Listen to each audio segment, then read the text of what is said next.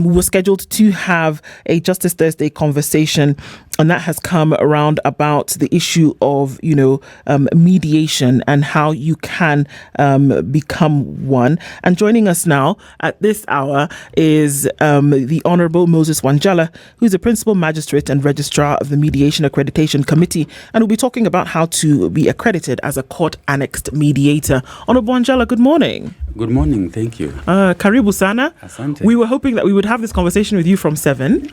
Thank you. Just the jam, but we are okay. No, we understand. Yeah. This road. This road. Anyway, very notorious. We are happy you've come. Thank you. People have found themselves at JKIA. Others have found themselves in Mombasa. Some have even reached Mlolonga and they're supposed to come here. So we understand. Well, for the few minutes that we have you, we're very glad that you could join us because it's a big issue that we've been looking into discussing. But we want to welcome you. Citi's got a proverb that he takes from a different African country every week. Let him tell us what that proverb is, and then you can take a minute to, relax and tell us what your interpretation, as those who interpret the law often, you can tell us what your interpretation of that proverb would be. We are in the Gabonese Republic, the Republic of Gabon. It's in Central Africa.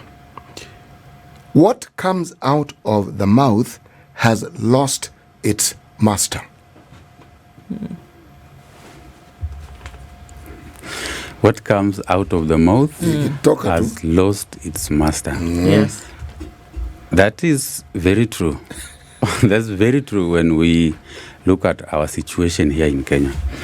And thank you for having me. Thank you for this opportunity to briefly talk about court-annexed mediation.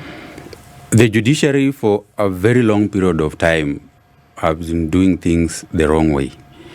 We think that when people have differed and when they come to us, we know it all and we have to sit down and make a decision for them. Yeah. We impose a judgment, we impose a ruling on them. But the 2010 Constitution directed us differently, and it directed that we must give people the space to resolve their own disputes.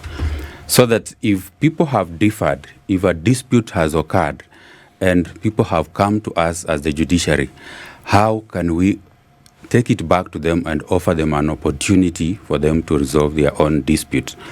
And that we have been doing since 2016 under the Court-Annexed Mediation Program, where we have accredited mediators. And mediators are people who are not employees of the judiciary and who have the expertise to help people resolve their own disputes. Okay. Because like he says, if something is said and it goes out of your mouth, you no longer can control it. You might want someone else to help you control it. And this is the people we are referring to as mediators. Okay. Can we start with what is mediation as opposed to the court process? I mean, we've heard a number of things, but what exactly is mediation? Thank you. As opposed to court process where you have to leave it to the judge to make a decision for you in the form of a judgment or a ruling, mediation is an amicable way of resolving the dispute. The parties sit together with a third party called a mediator who helps them arrive at their own decision, a decision that they generate themselves, that suits them and which they are comfortable enforcing on their own. Yeah. So the mediator is just an impartial third party who helps them reach that solution. Okay. Yes. When these decisions are arrived at, because this on a normal day would end up to the court, but after the decision has been arrived at, is it filed with the court? How does that go? Yes, under the Court-Annexed Mediation Program, when the parties reach a settlement, it is filed in court and it is enforced as an order of the court. So it becomes like a judgment, a decision, a ruling of the court. And the beauty about it is that because it is your own decision, you have no room to appeal against it. And enforcement is easy because you arrived at it amicably, as opposed to a judgment which is imposed on you. So what would happen if the agreement we agreed upon, one of the parties reneges against it, goes against the agreement? Where does one go to? Yeah, because it is a process that is done under the umbrella of the court. upon being adopted, it becomes an order of the court. So it is enforced as any other order of the court. You can have auctioneers enforce it if it is payment of money. But because it is amicable, we have, as from 2016 up to now, I do not remember of any situation where a party has reneged on it, because it is a decision reached by the parties. Yes. Okay. Why is it called court-annexed? It is court-annexed because it is done under the program of the court, under the umbrella of the court. For all the matters that are referred to mediation under this program, there are cases that have already been filed in court. There are cases that are pending before court. But we also have what we call private mediations, where parties can refer a dispute to mediation before they file it in court. And if they reach a settlement, they can then file it in court for adoption. And that's what we are really promoting as a judiciary now, so that parties don't have to come to court, they don't have to differ so much before they reach court. But it's court-annexed because it is done under the auspices of the court. Yes. But surely, when you have somebody who is like a referee, they should have some knowledge of the law. Because, I mean, this is one of the situations where I simply go with my understanding of what is right and wrong, and that should be adequate. How then do you go into the process of ensuring that mediators have some knowledge of the law, so that even as they mediate, the law is being applied? I think this is a very good question, because it's something that people have always been asking. If you are not a lawyer, how do we trust you to help us resolve our disputes? And mediation is a bit different. The mediator does not make a decision for you. You make the decision on your own. Yes. Now, if we refer a case to you as a mediator, and you have expertise in construction, for example, your role will be to help us understand and navigate the challenges that we have in the construction industry and reach our own solution. So we do not need you to make a decision for us. We do not, in fact, as a mediator, you don't give legal advice. So if the parties require legal advice, you will give them room to go and look for legal. In fact, they are allowed to be represented by their advocates at the mediation. Since we started, we have accredited 1,845 mediators across the country. Slightly more than half of them are advocates, the rest are not. And you apply by filling an application form, you submit to the committee, the Mediation Accreditation Committee, you attend an interview, and then you are enlisted. And I would say that those that are doing so well are not in fact advocates. Those that are doing so well are not within the legal fraternity. Let me just understand this. Let's say, for instance, Aseto here wants to be a mediator. Okay? Yes. I'm using him as an example so that if it proves difficult, I don't have to worry. So, all Aseto does is ask for that form, fills it, and submits it. Yeah. But I'm sure there'll be details of you have to state what it is you want to mediate in, etc., etc. Yes. Surely, isn't there some basic knowledge that you must have? You've said, if I'm in the construction business, I will have knowledge of construction. We work in media. I would have understanding of how the media works. Is that detailed understanding of a certain specific industry necessary before you can apply to be a mediator? Because you have to be a mediator probably in that field that you're already in. Yeah, so for the Mediation Accreditation Committee has standards that it uses to see whether you qualify or not. And one of the requirements is that you have to have a university degree in any field, as long as you have a university degree. So that is the first item we look at. Then secondly, you have to meet the integrity test, Chapter 6 of our Constitution. If you do not meet the integrity test, it's so unlikely that you'll do the right work. What's the integrity test?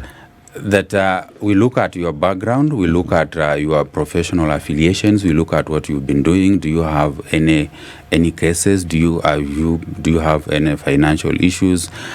We have 2 character reference letters from people who have known you for more than 5 years, so that they vouch for your for your integrity. Then we look at your experience in mediation. And right now I say that most of the mediators we are accrediting they were trained recently. This is a field that more than 10 years ago we didn't have, it was not virtually unknown. So if you do not have the experience, we will refer that you go to mentorship, where an experienced mediator will mentor you for a period of 6 months. Then after that we can accredit you. So we do not just take anyone on board. You have to meet certain standards, the experience, integrity, and academic qualification. But you don't necessarily have to be an advocate for you to be a mediator. Yes. Okay. What kind of cases are given to mediators in the system? Yeah, thank you so much. Because when we started, we thought that we should be exclusionists, that we limit the number of cases that go to mediation. But we realized that countries like Canada, world over, they refer as many cases to mediation as is possible. So virtually every case can go to mediation. But we have certain cases that we exclude, and they are specified in our rules. Cases involving child abuse, domestic violence, certain criminal elements are not, we do not allow them to go to mediation.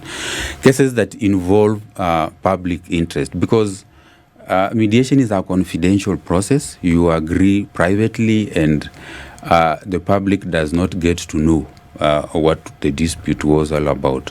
So if it is a public interest litigation where the public will necessarily want to know what it is that you are talking about, then we will not refer it to a private process, which is mediation. We were not initially referring criminal matters to mediation, but I sit as a magistrate in court in Githunguri, and it is one of those courts that is doing so well in referring matters to mediation, criminal cases in mediation, and they are doing so well. When we started, we thought probably this is an area that we shouldn't go. But there is a matter that I maybe can give an example because it touched my heart during just the initial times when I had gone to Githunguri. It's a matter that we refer to mediation as a criminal matter. It was between a mother and a son, and the son was behaving in a manner that the mother didn't know. So she brought him to court for malicious damage and threatening to kill. When you see a son threatening to kill the mother, you wonder what is going on. As a magistrate, I will sit, listen to them, make a judgment, probably sentence this guy to 7 or so, to some period in prison. But will that have helped? No. This matter went to mediation. And guess what? At the mediation, when the son was called, and the mediator asked him, what is the problem? Because in mediation, there is a time when you can caucus separately. So the son appeared not to be free to talk about what was going on. So the mediator told the mother to leave. And when she asked the son told the mediator that I just want my mother to tell me who my father is. And when the mother was called in, the mediator told the son to ask the mother that question because he had never asked his mother. He was over 30 years. When he asked the mother, the mediator said the mother she just started sweating because she had never expected that. She had never had that question. Apparently, when this mother got married to the current husband, she came with this son, and the son was excluded by the others. Even at school, he looked a bit differently. I think he was from the Somali origin. So from the school, even at home, the step brothers and sisters were telling him, "You will not inherit anything here." So he felt out of place completely. So that was the problem. So he was behaving like this so that he could be heard. so that he could be known. Now, if I'm seated there as a magistrate and making a decision, I will not know that. I will not get to know that. But from that, they were able to agree, and the mother promised that when that case is over, because they eventually withdrew it, that she will go and show him where his father is. The father died, and she was to take him to the grave and show him where his father was buried. Do we have more people taking up mediation as an option instead of going through the court process, even as we wind down? Yes, it has increased. When we started, like I said, there was virtually unknown. But as of now, we have referred 26,152 cases since we started. The uptake is high. As we speak, we are interviewing mediators for a period of 4 weeks, which in Machakos right now. We started 2 weeks ago. We had a backlog of over 400 applications from Nairobi and its environs alone. So the uptake is high. Out of the 26,152 cases, 24,028 have been concluded. And when talking about money, for the 24,000 cases that have been concluded, we have a settlement rate on average of 51.53%. Okay. Right now it is at 57.4%, but on average for the period, it is 51.53%. Okay. And the total value for that, for those cases is 68 billion, 68.1, that has now been released back into the economy. And that excludes those cases that you cannot put a value on it. Yes. I mean, I wish we'd have more time to be able to go through some of these details, but I mean, just getting into that as an introduction in terms of, court-annexed mediation and who can actually become one. And it's coming to the top of the hour. I want to thank you so much, Honourable Moses Wanjala has been here with us this morning. A Principal Magistrate and Registrar of the Mediation Accreditation Committee has been our Justice Thursday guest. Good morning. This is the Situation Room, the only way to start your day.